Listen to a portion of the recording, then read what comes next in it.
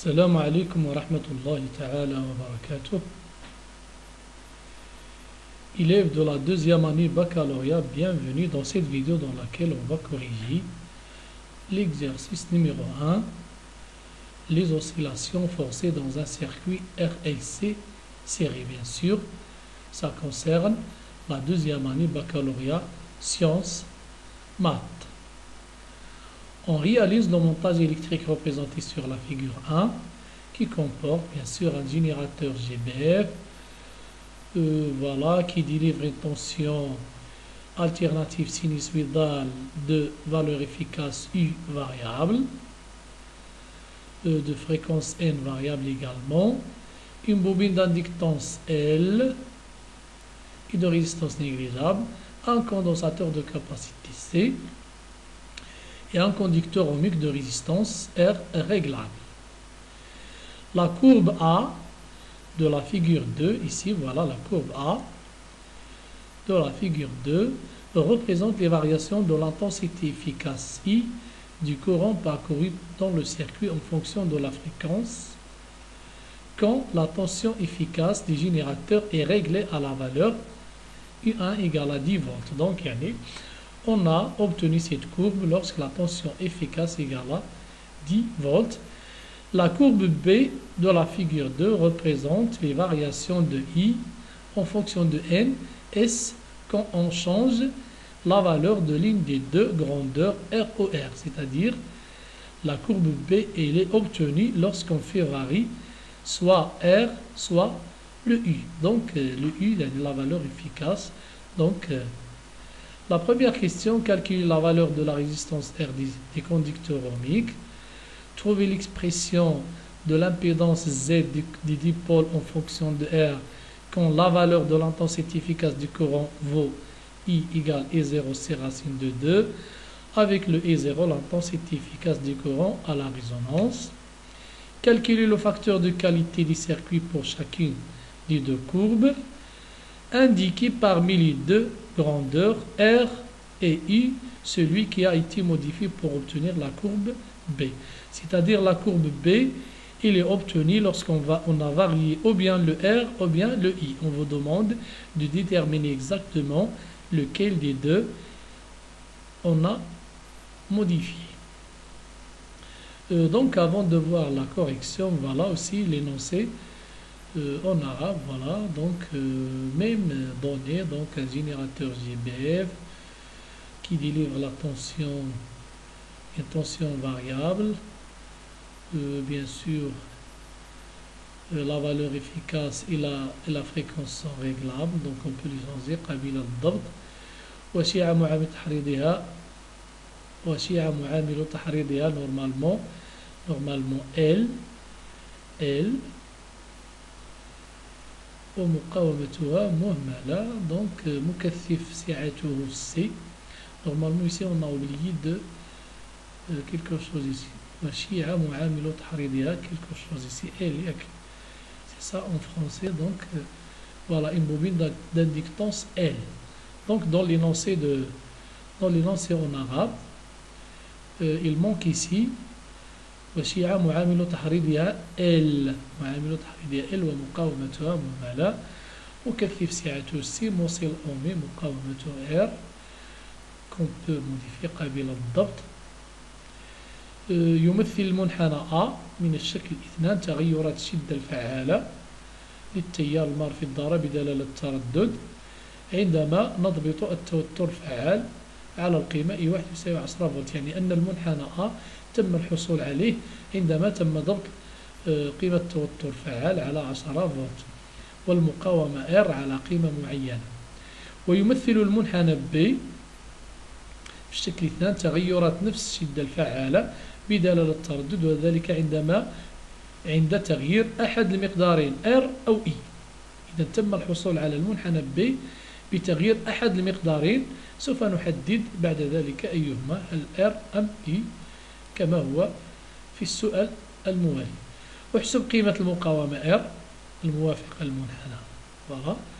أوجد تعبير الممانعة Z عندما تأخذ شدة التيار الفعالة بطبيعة الحال E0 على جذر 2 بطبيعة الحال هذه القيمة هي التي توافق محدات المنطقة الممررة ذات ناقص 3 ديسيبل. احسب معامل الجودة.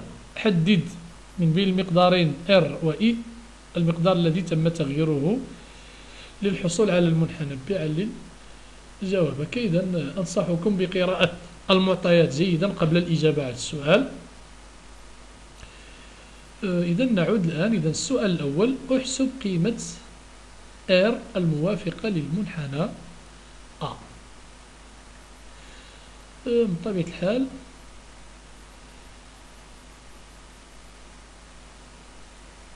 المنحنى A كما تشاهدون يعني هو منحنى الرنين، يعني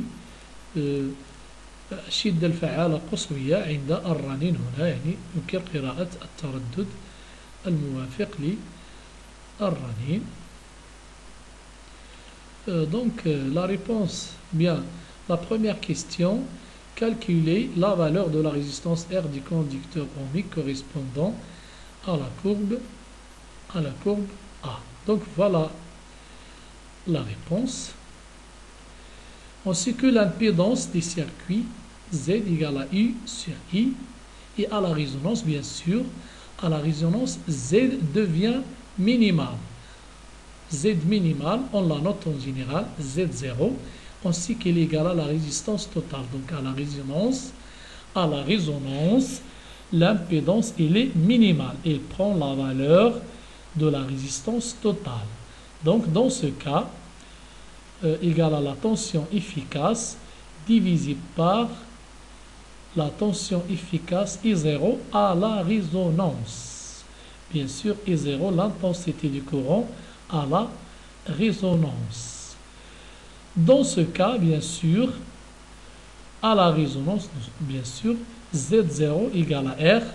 Le R total ici, c'est R parce que la résistance de la bobine est négligeable. Donc la résistance totale sera R égale à la valeur I1 de la tension efficace divisé par I0. Donc le R égale à I1 parce que le I ici il est réglé à la valeur de I1 sur I0. Bien sûr le I0 c'est la valeur maximale de I, c'est-à-dire I à la résonance égale I0A ici. I0A ça veut dire pour la courbe A, I0A c'est 0,5 milliampères. Donc c'est la valeur qui correspond au pic. يعني القيمة التي توافق هذه القمة البارزة. إذن هذا هو عند الرنين، هذا هو هذه هي شدة التيار عند الرنين تساوي 0.5 حسب السلم المستعمل. إذن من طبيعة الحال الممانعة هي الزد تساوي على إي. عند الرنين تكون الممانعة دنوية وتساوي المقاومة الكلية للضرر تساوي إي على إي0. لماذا إي0 هنا؟ لأن إي0 هنا هي شدة التيار الفعالة عند الرنين. إذن كخلاصة نكتب R توتال التي هي R.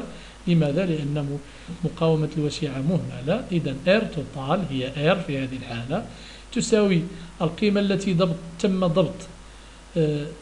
ضبط يعني عليها قيمة التوتر الفعال هي I1، وإي0 هي القيمة التي توافق القمة البارزة. هذه هي إي0A. هنا إي0A يعني بالنسبة للتجربة A وبالنسبة للمنحنى A. إذن I1 حسب المعطيات I1 معطى voilà هنا. donc la courbe la courbe A de la figure 2 représente la variation de l'intensité efficace I du courant parcouru dans le circuit en fonction de la fréquence Z quand la tension efficace est réglée à la valeur I1 égale à 10. Donc la valeur efficace dans ce cas c'est 10. Donc on aura 10 divisé par I0, c'est la valeur de l'intensité du courant à la résonance, c'est-à-dire 0,5. On obtient donc R égale 20 ohms. La question suivante: trouvez l'expression de l'impédance Z des dipôles R et C en fonction de R quand la valeur de l'intensité efficace du courant prend la valeur I0 sur racine de 2, avec bien sûr le I0, c'est l'intensité efficace du courant à la résonance.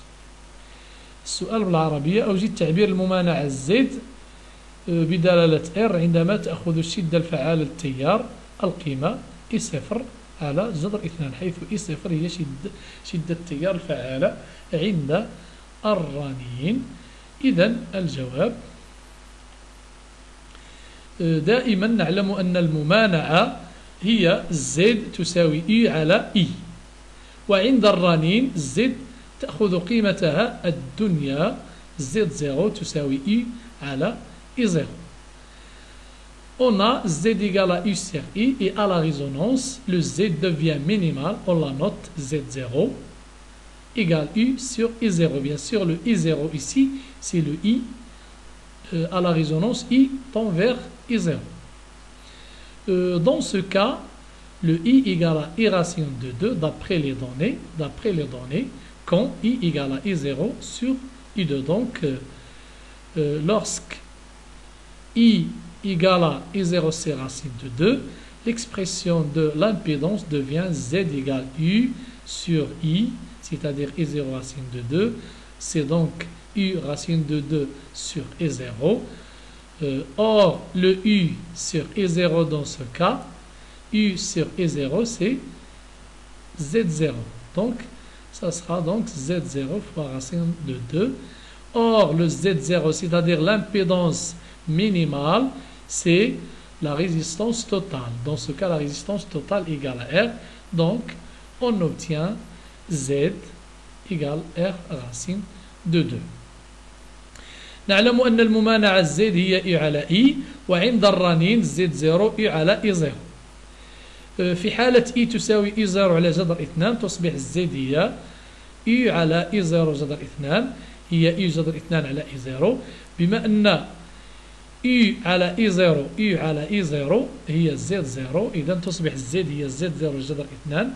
وبما أن Z0 هي المقاومة الكلية، نعلم أن الممانعة الدنيا هي R توتال في هذه الحالة هي R. نستنتج أن الزد تساوي R لأن الزد 0 هي R في جذر 2. وهذا هو التعبير المطلوب. La troisième question: calculer le facteur de qualité du circuit pour chacune des deux courbes, pour la courbe A et la courbe B. Donc voilà la question بالعربية. احسب معامل الجودة للضارة بالنسبة لكل منحنى. Donc la question d'abord, par définition, le facteur de qualité est Q égale à N0 sur delta N. Le N0 c'est la fréquence à la résonance. Le delta N c'est la largeur de la bande passante. Voilà, donc حسب التعريف معامل الجودة Q يساوي N0 على الدلتا N، حيث N0 التردد عند الرنين أو هو التردد الخاص بالدارة RHC. دلتا N هنا عرض المنطقة الممررة ذات ناقص 3 ديسيبل. من طبيعة الحال la courbe de la figure 2 montre que la largeur de la bande passante est le même dans les deux cas. Regardez bien, pour déterminer la largeur de la bande passante pour l'expérience A, il faut calculer le I0A sur racine de 2, c'est-à-dire la valeur maximale, ici 0,5, I0, A, le petit a, ça veut dire relativement à l'expérience A. Donc, I0A sur racine de 2 égale 0,35, donc il correspond à deux fréquences. Voilà la première fréquence. Voilà, c'est ça la première fréquence. 352,4. La deuxième fréquence, c'est 409,6. Donc, I0 sur racine de 2, qui délimite la bande passante, donc correspond à deux fréquences. Donc, la fréquence N1 et la fréquence N2. Pour la courbe B, la valeur maximale, c'est ça, E0B. E0B égale 0,3. Donc ça veut dire que E0 divisé par racine de 2, ça donne 0,21. Donc cette valeur, elle correspond à deux fréquences pour la courbe B. Donc on voit que les deux fréquences, la première fréquence c'est la même chose, 352,4. La deuxième fréquence c'est 409,6. Donc on voit que pour les deux courbes, c'est ça la largeur de la bande passante. Il y a 409,6 moins 352,4. La même chose ici, 409,6 moins 352,4. Donc, pour les deux courbes, on a la même largeur de la bande passante. Donc, voilà, donc, pour la bande passante, voilà, la courbe de la figure 2 montre que la courbe de la largeur de la bande passante est le même dans les deux cas. Le delta n ici, pour les deux courbes, égale n2 moins n1. n1 et n2, ce sont les deux valeurs qui délimitent la bande passante. On trouve bien 57,2 Hz.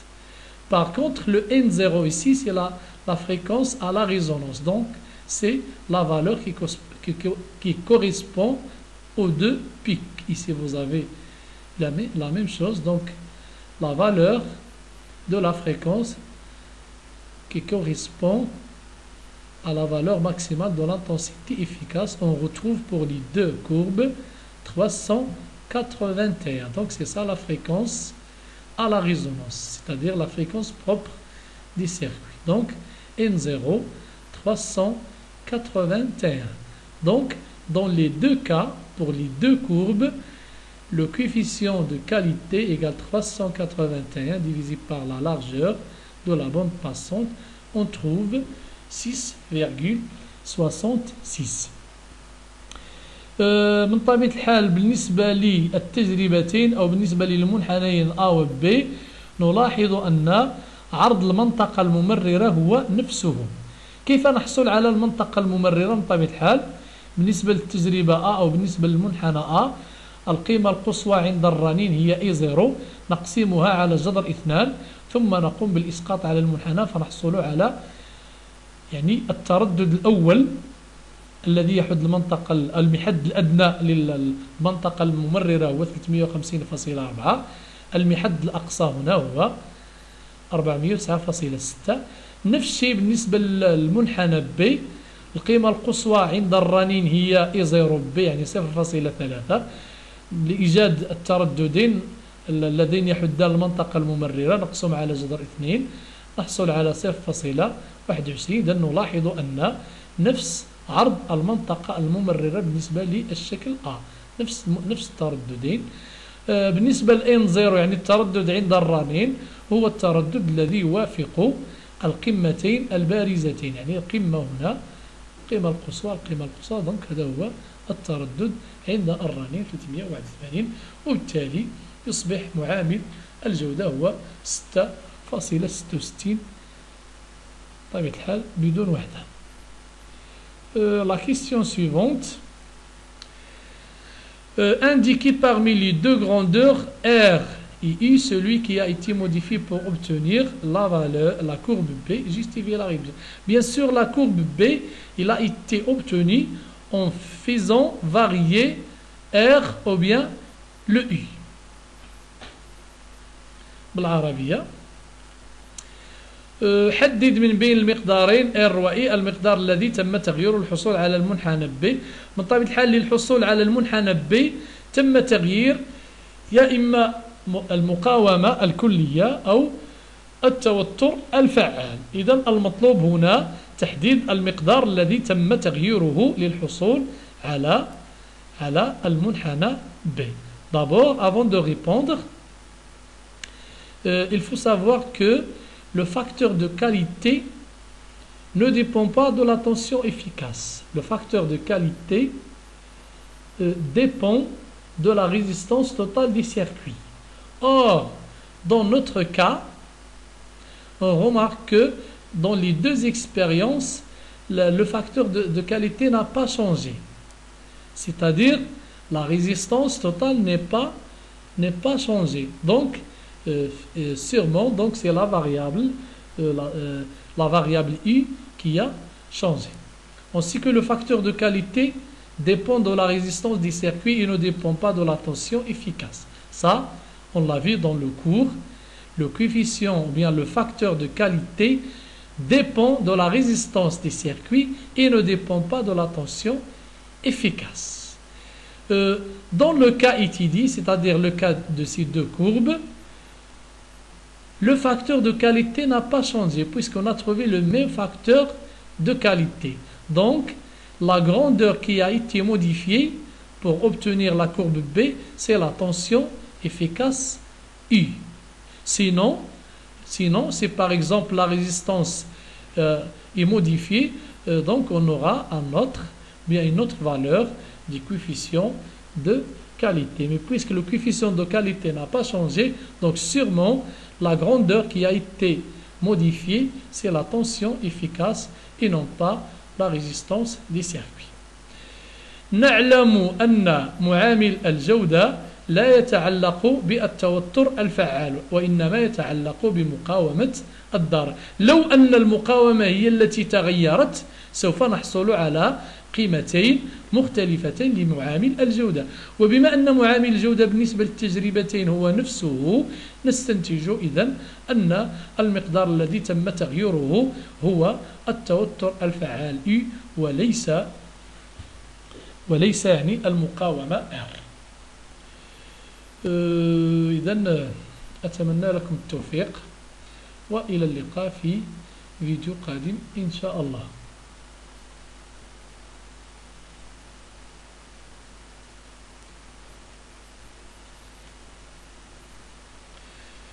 يمكنكم يعني الاطلاع على نص التمرين